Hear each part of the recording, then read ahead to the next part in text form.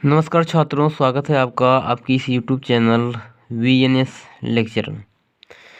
छात्रों, जैसा कि हम लोग के क्लास 12 के विज्ञान का पेपर का कुछ वीडियो सॉल्व कर चुके थे, मतलब कुछ क्वेश्चन सॉल्व कर चुके थे। आइए देखते हैं खंडता का पहला क्वेश्चन। इसमें क्या आपको दे रखा है, कह रहा है इसमें धातु की किसी, ये बहुत ही इंपॉर्टेंट क्वेश्चन है छात्रों। तो आइए देखते हैं, धातु की किसी तार की लंबाई खींचकर दोगुनी कर दी जाए तो नए तार का प्रतिरोध कितना गुना हो जाएगा। बहुत ही मोस्ट इम्पॉर्टेंट है छात्रों क्वेश्चन। आइए देखते हैं। जैसे क्या है, आपको कोई तार उसको खींच कर क्या कर दे रहे हैं, लंबा कर दे रहे हैं, खींच कर क्या कर दे रहे हैं, बड़ा कर दे रहे हैं, लंबा कर दे रहे हैं। तो कह रहा है उसका प्रतिरोध कितना गुना, मतलब जो नया प्रतिरोध होगा तैयार उसका कितना गुना हो जाएगा।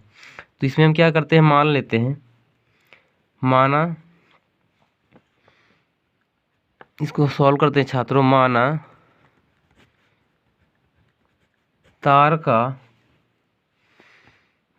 तार की क्या मानते हैं, माना तार की प्रारंभिक क्या मानते हैं, प्रारंभिक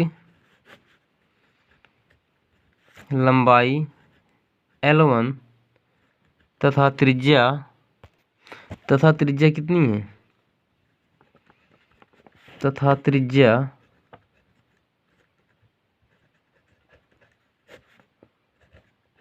R1 और क्या है, R1 है। फिर कह रहा तार को हम क्या तार को खींच कर लंबा कर रहे हैं, तो यहाँ लिखेंगे तथा तार को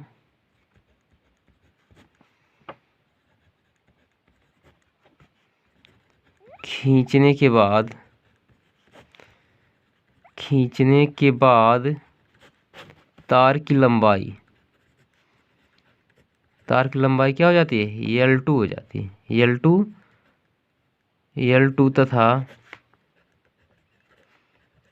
त्रिज्या क्या हो जाती है, R2 हो जाती है। त्रिज्या R2 हो जाती है। तो छात्रों क्या होगा, हमारा जो तार कैसा होगा, बेलनाकार होगा। मतलब पहले तार का आयतन बराबर क्या हो जाएगा, अंतिम तार का आयतन। तो यहाँ से हमको क्या बोल सकते हैं, यहाँ हमारा बन जाएगा प्रारंभिक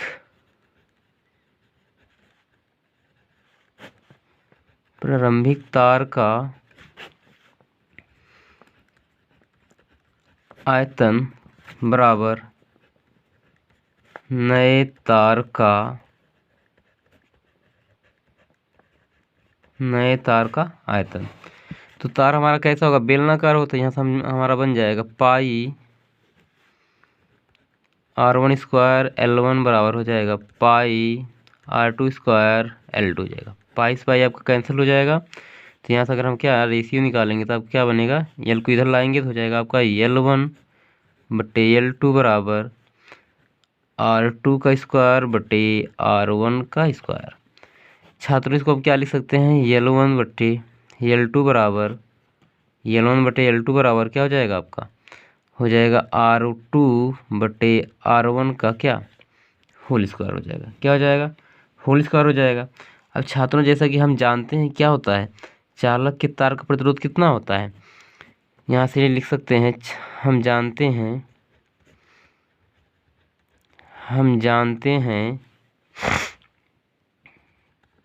कि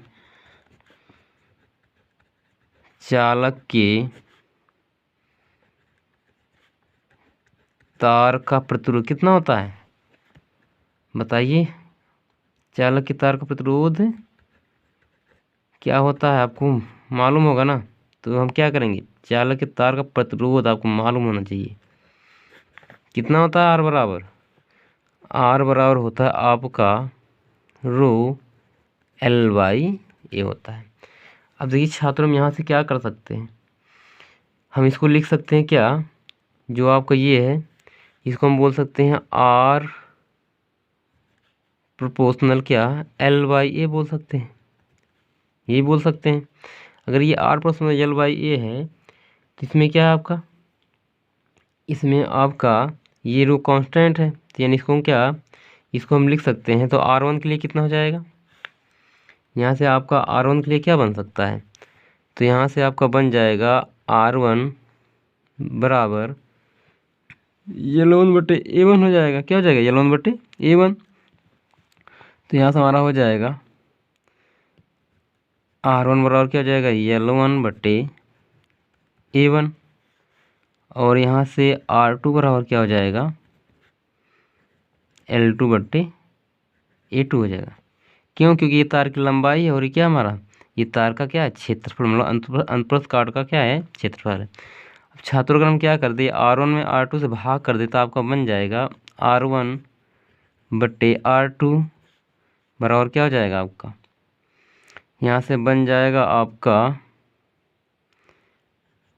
L1/A1 डिवाइड बाई कितना हो जाएगा, L2 क्या हो जाएगा, A2 हो जाएगा।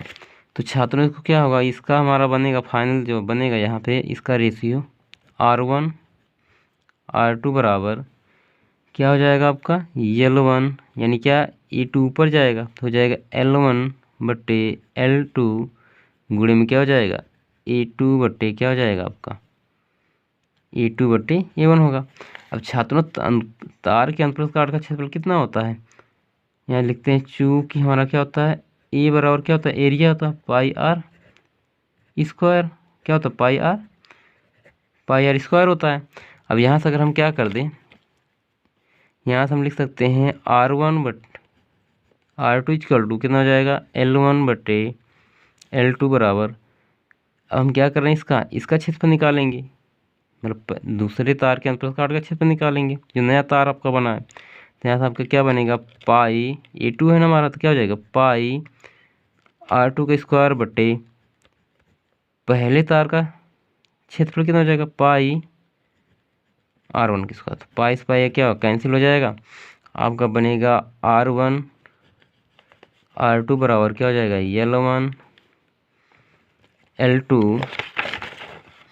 L1/L2 बराबर हो जाएगा आपका, इसको आप लिख सकते हैं R2/R1 का क्या, होल स्क्वायर।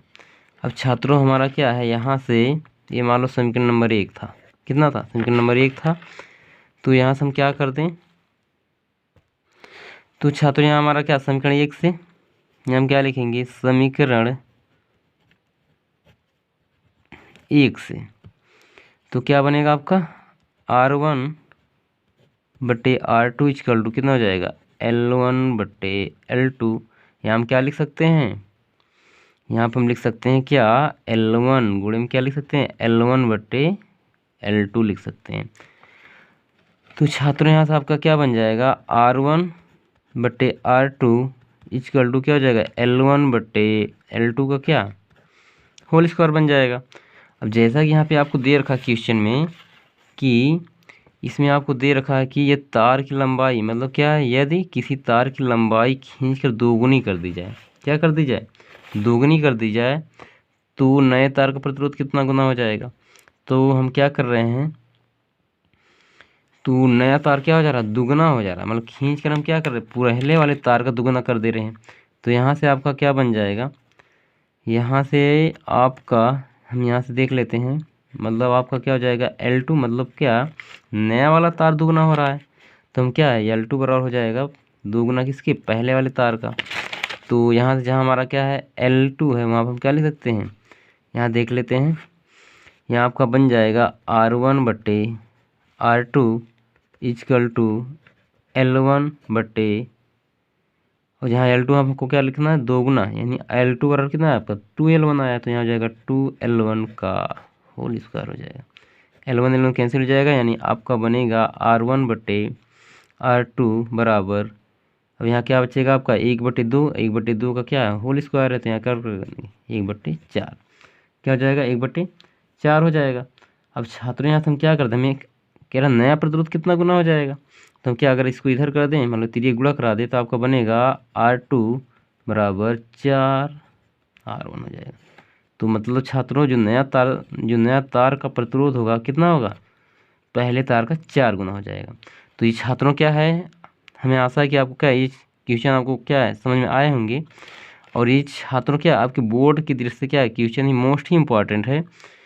तो इस तरह क्या होता है छात्रों, इस तरह हमारा क्या ये क्वेश्चन सॉल्व हो गया। तो आइए देखते हैं अगला क्वेश्चन। आइए छात्रों देखते हैं अगला क्वेश्चन। अगला क्वेश्चन आपको क्या दे रहा है, अफवाह वेग। छात्रों इसमें जितने भी क्वेश्चन है क्या आपके बोर्ड के लिए क्या बहुत इंपॉर्टेंट है। अफवाह वेग परिभाषित कीजिए। मुक्त इलेक्ट्रॉनों के लिए अफवाह वेग तथा विद्युत धारा में संबंध स्थापित कीजिए।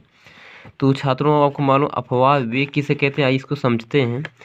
जैसे क्या है, मान लेते हैं कोई अगर चालक है, उसमें हम क्या किए हैं, धारा नहीं प्रवाहित कर रहे हैं, तो उसमें जो इलेक्ट्रॉन होंगे क्या होंगे, वो इधर उधर गति करेंगे। क्या करेंगे, मैंने उस हर जगह क्या करेंगे, गति करेंगे।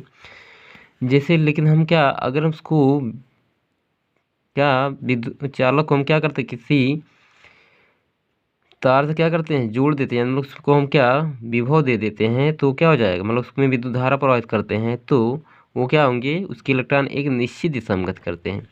तो जैसे आपका ये हो गया, मान लेते हैं कोई चालक तार है, ये क्या है आपका कोई चालक तार है, ठीक।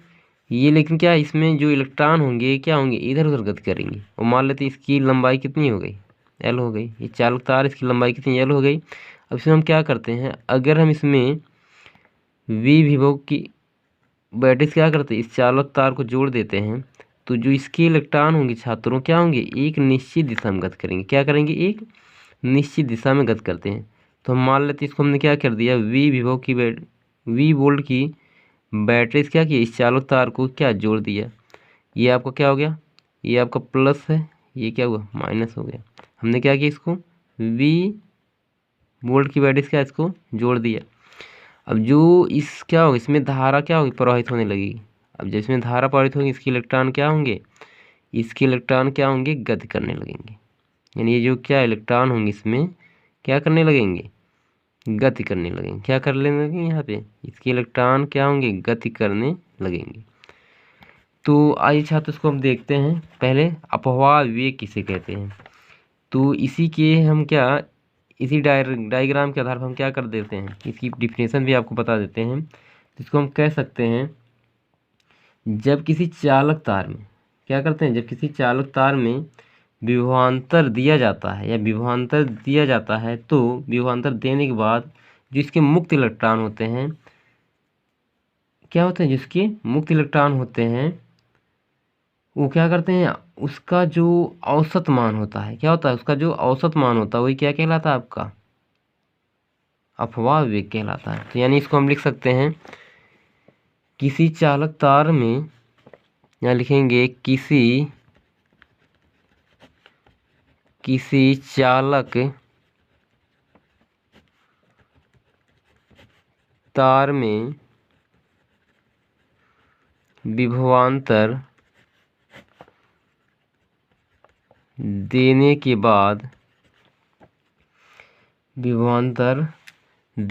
बाद क्या विभवांतर देने के बाद मुक्त इलेक्ट्रॉनों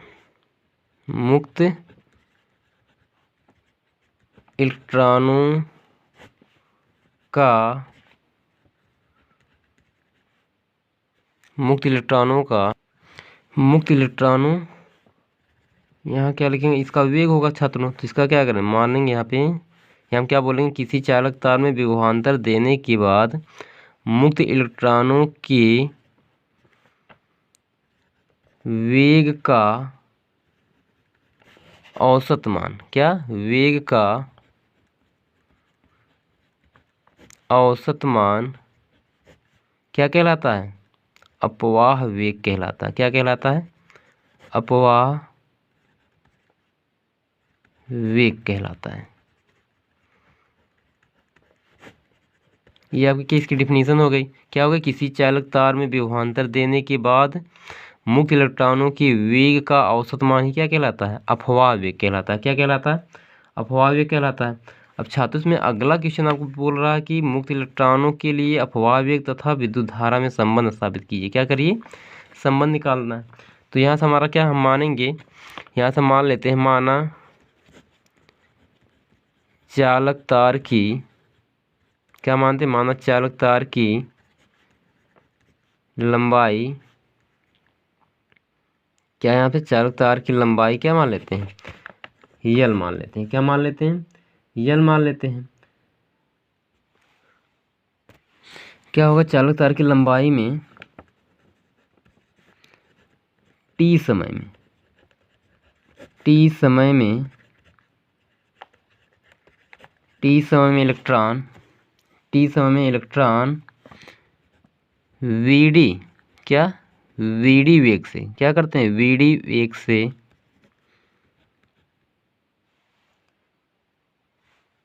प्रवेश करते हैं। क्या करते हैं, वीडी वेग से क्या करते हैं, प्रवेश करते हैं। तो छात्रों हमारा क्या हो जाएगा, आपका वेग बराबर जानते हैं क्या होता है, वेग बराबर क्या होता है, लंबाई बटे कितना होता है, समय, मतलब दूरी बटे क्या होता है, समय। तो इसी तरह हम बोल सकते हैं वी डी बराबर हो जाएगा एल बाई टी हो जाएगा। क्या हो जाएगा, एल बाई टी हो जाएगी। ये मान लेते हैं समीकरण नंबर 1। अब छात्रों यहाँ से क्या है, अगर मान लेते हैं यदि चालक जो तार का क्या एकांक आयतन में इलेक्ट्रॉन की संख्या क्या होती है, n है, और उसका क्षेत्रफल कितना हो, a हो, तो हम कह सकते हैं कि उसके एकांक समय में इलेक्ट्रॉन का प्रवाह कितना होगा। तो यहाँ पे ये बातें हम लिखेंगे, यहाँ लिख देते हैं यदि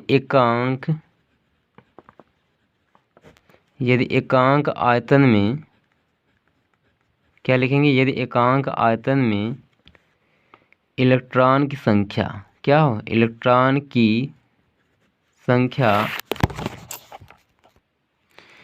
क्या, छात्रों इलेक्ट्रॉन की संख्या क्या मान लेते हैं, इलेक्ट्रॉन की संख्या n तथा अनुप्रस्थ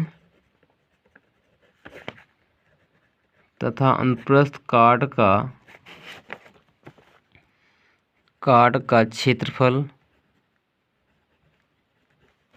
तथा अनुप्रस्थ काट का क्षेत्रफल क्या हो, ए हो, तो एकांक समय में, तो यहाँ क्या लिख सकते हैं, एकांक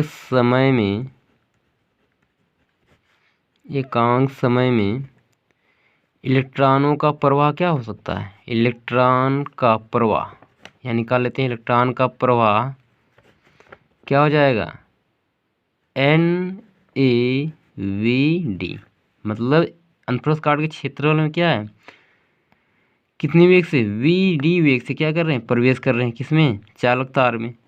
तो यहाँ से हम कह सकते हैं कि टी समय में कितने प्रवाहित होंगे, मतलब 1 सेकंड में इतना प्रवाहित हो रहा है इलेक्ट्रॉन, तो टी समय में, या लिखेंगे टी समय में,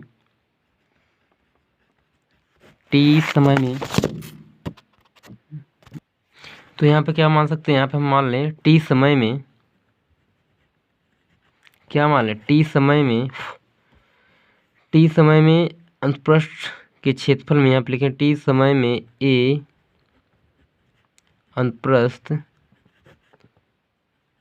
काट के क्षेत्रफल में क्या हो, आवेश क्षेत्रफल से गुजरने वाला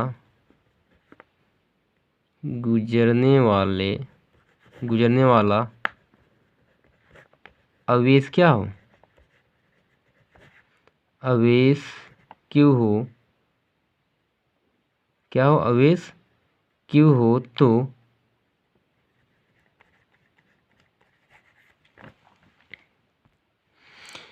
तो छात्रों हम यहाँ पे क्या लिख सकते हैं, क्यू बराबर आपका क्या बन जाएगा, मतलब क्या है, टी समय में अनुप्रस्थ काट के क्षेत्र में गुजरने वाला आवेश क्या क्यू हो, तो क्यू बराबर आपका क्या हो जाएगा, यानी हो जाएगा NaVd,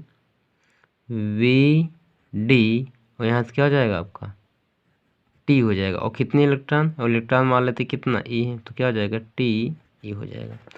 अब छात्रों हमें मालूम है कि धारा बराबर क्या होता है, धारा बराबर होता है आवेश बटे क्या, यानी क्यू बाई टी होता है।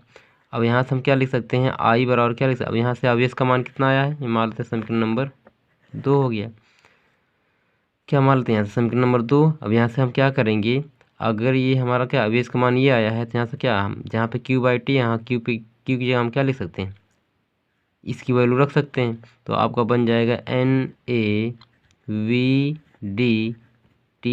बटे क्या हो जाएगा, T हो जाएगा।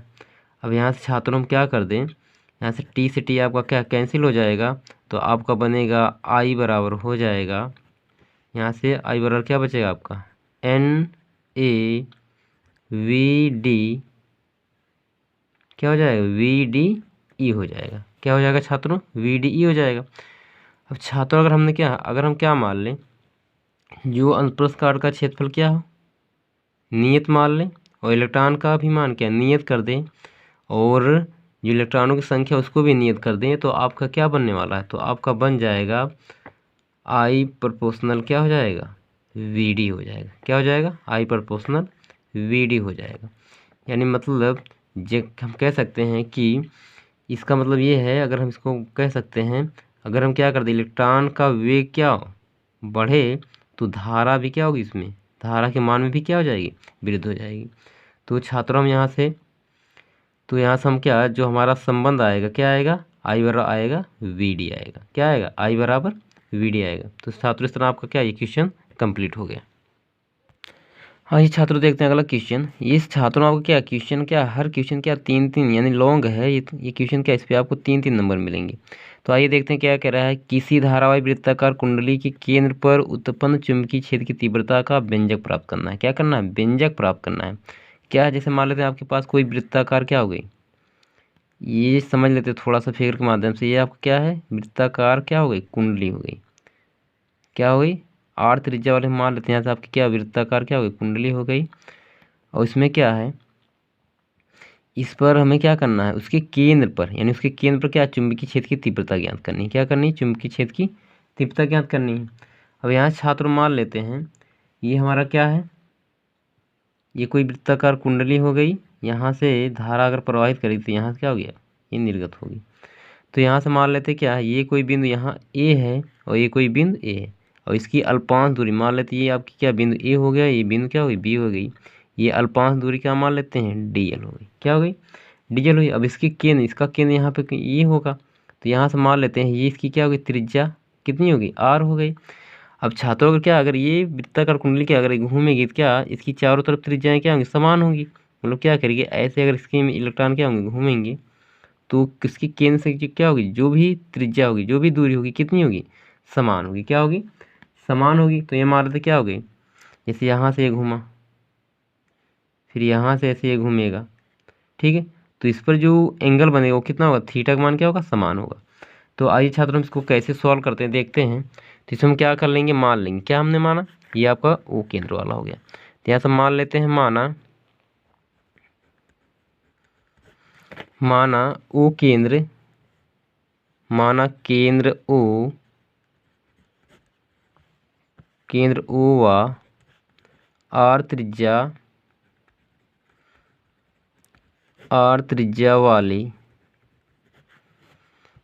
वाली कुंडली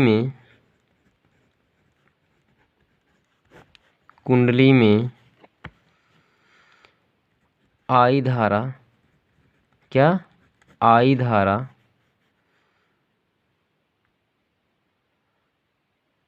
धारा प्रवाहित, क्या कर रहे हैं हम इसमें कुंडली में I धारा प्रवाहित कर रहे हैं। क्या कर रहे हैं, I धारा प्रवाहित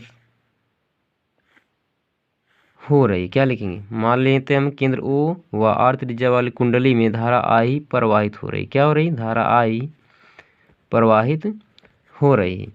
तो छात्रों क्या होता है, और उसकी जो अल्पांश लंबाई क्या है, अगर वो क्या धारा में I प्रवाहित हो रही है, इसकी जो AB की जो छोटी लंबाई, मतलब कम से कम लंबाई कितनी है, DL हमने मान लिया, तो हो रही है। तो हम यहाँ कह सकते हैं कि DL की लंबाई के अनुपात, और इसमें हम क्या करते हैं, यहाँ पे लिखते हैं हो रही है, और DL लंबाई का हम क्या करते हैं, DL लंबाई के अल्पांश, क्या अल्पांश मतलब बहुत कम, अल्पांश की कल्पना करते हैं। क्या करते हैं, कल्पना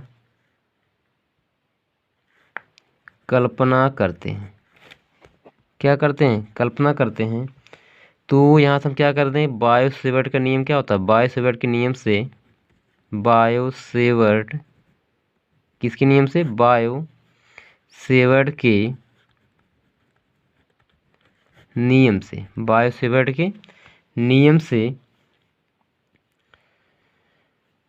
से अल्पांश के कारण केंद्र O पर चुंबकीय क्षेत्र की तीव्रता,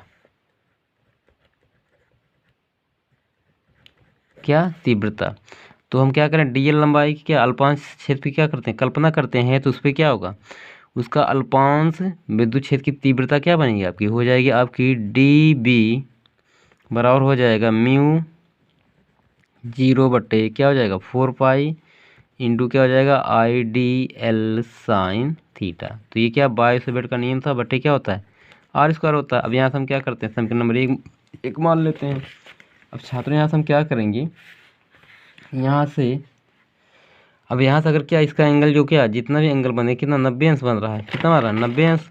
तो यहाँ से क्या हो जाएगा हमारा डी वी म्यू नॉट या म्यू 0 बटे 4 pi into I D L sine क्या हो जाएगा 90 अंश, क्या हो जाएगा 90 अंश बटे क्या आर स्क्वायर। अब यहाँ से क्या बनेगा डी बी बराबर हो जाएगा आपका म्यू 0 बटे 4 पाई, यहाँ हो जाएगा I D L sine theta 90 अंश क्या होता है 1 होता है, तो यहाँ क्या हो जाएगा हमारा आर स्क्वायर हो जाएगा। अब इसको हम क्या कर लेते हैं, इसको हम मान लेते हैं समीकरण नंबर इसको हम क्या कर लेते हैं 2 मान लेते हैं, क्या कर लेते हैं समीकरण नंबर 2 हो गया आपका। ठीक है छात्रों, अब यहाँ से अगर हम क्या कर दें, अब इसके केंद्र पर क्या कर लें, अगर हम इसके केंद्र क्या करेंगे, इसके केंद्र से हम क्या कर दें पूरा मतलब पूरी चुंबकीय क्षेत्र की तीव्रता निकालें तो आपका क्या बनेगा। तो यहाँ से हम क्या कर देते हैं, यहाँ से निकाल लेते हैं केंद्र पर कुल मतलब जो आपका केंद्र O है उस पर कुल चुंबकीय क्षेत्र की तीव्रता क्या हुई। तो केंद्र पर कुल चुंबकीय क्षेत्र की तीव्रता क्या मान लेते हैं, तीव्रता निकालते हैं।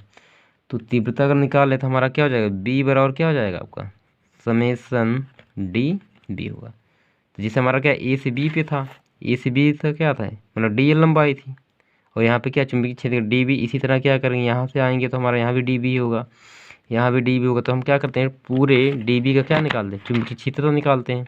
तो पूरे क्षेत्र मतलब पूरे वृत्ताकार कुंडली क्या करते हैं तीव्रता निकालते कहाँ से केंद्र O पर।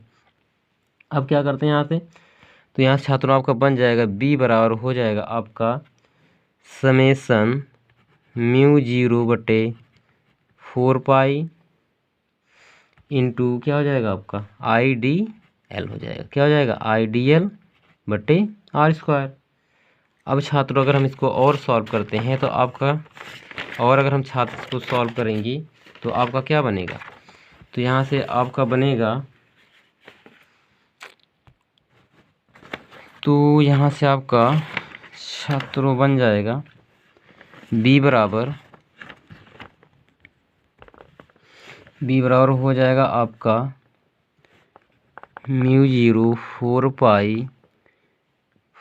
पाई आई क्या हो जाएगा 4 पाई आई बटे आर, यहाँ लिख सकते हैं समेसन डी एल।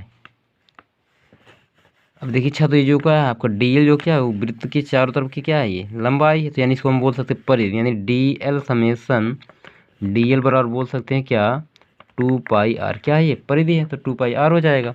अब यहाँ से छात्रों हमारा बनेगा म्यू 0 बटे 4 पाई, यहाँ हो जाएगा आई बटे आर स्क्वायर, यहाँ क्या लिख देंगे 2 पाई आर।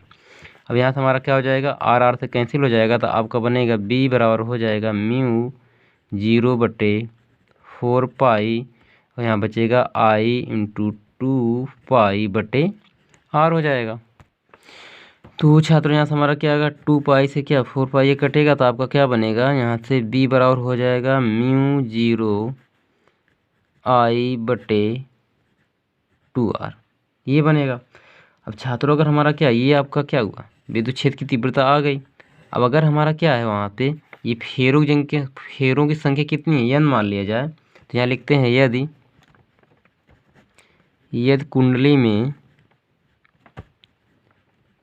कुंडली में फेरों की संख्या क्या हो, फेरों की संख्या n हो, तो आपका क्या बनेगा, आपका बनेगा b बराबर हो जाएगा म्यू 0 n I बटे क्या हो जाएगा r²। तो इसको हम कह सकते हैं, यहाँ से आपका क्या बनेगा, अच्छा ये r² नहीं होगा 2r होगा, क्या होगा 2r होगा। तो ये हमारा क्या आ गया, ये आपका क्या हुआ, चुंबकीय क्षेत्र की तीव्रता आ गई। इसका मात्रा क्या होता है, टेस्ला होता है, क्या होता है, टेस्ला होता है। तो यानी हम क्या कर दें, अगर यहाँ से थोड़ा सी इसका पॉइंट नोट पॉइंट में देख लेते हैं, तो ये क्या आपके लिए बहुत ही इंपॉर्टेंट होगा। अगर हमारा क्या, अगर यहाँ फेरों की संख्या हमारी क्या हो, हम कह सकते हैं यदि फेरों की संख्या क्या हो रही, फेरों की संख्या को अगर हम क्या करते हैं, बढ़ा देते हैं कुंडली में, तो उसमें क्या होगा, उसकी तीव्रता का मान क्या हो जाएगा, बढ़ जाएगा। यानी अगर यहाँ से हम लिखते हैं फेरों की संख्या, ये सिंबल आपका क्या बता रहा है, अगर फेरों की संख्या अधिक है तो उसमें जो क्या होगा, b का मान क्या होगा, बढ़ेगा। और अगर यहाँ से हम क्या कर देते, त्रिज्या को अधिक कर देते हैं, और यहाँ से अगर ये r जो आपकी क्या त्रिज्या है, अगर इसको अगर हम बढ़ा देते हैं तो इसमें क्या हो जाएगा, विद्युत क्षेत्र मतलब चुंबकीय क्षेत्र की तीव्रता क्या हो जाएगी, कम हो जाएगी। तो यानी कह सकते हैं कि अगर हम कुंडली में, वृत्ताकार कुंडली में, चाहे कोई कुंडली हो, उसमें फेरों की संख्या जितने भी क्या कर देंगे, बढ़ाएंगे, तो उसमें क्या होगा, चुंबकीय क्षेत्र का मान क्या होगा, अधिक होगा। और अगर उसकी हम त्रिज्या को बढ़ा देते हैं तो चुंबकीय क्षेत्र का मान क्या हो जाएगा, घटेगा। तो छात्रों यहाँ से आपका एक नंबर का क्वेश्चन बनता है। तो इस तरह छात्रों हमने क्या किया, आपका क्या था, वृत्ताकार कुंडली पर हमने क्या किया,